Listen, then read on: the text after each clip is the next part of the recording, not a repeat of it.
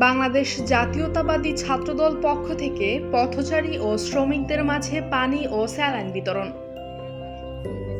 বাংলাদেশ জাতীয়তাবাদী ছাত্রদল কেন্দ্রীয় সংসদের বিপ্লবী সাংগঠনিক সম্পাদক ছাত্রনেতা মোহাম্মদ আমানুল্লাহ আমানের নির্দেশনায় সরকারি তিতুমীর কলেজ ছাত্রদলের পক্ষ থেকে ক্যাপ, পানি, স্যালাইন পথচারী ও শ্রমিকদের মাঝে বিতরণ করা হয়।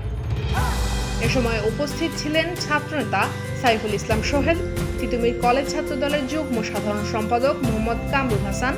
তিতুমীর কলেজ ছাত্রদলের যুগ্ম সাধারণ সম্পাদক নূর হাসান আকাশ,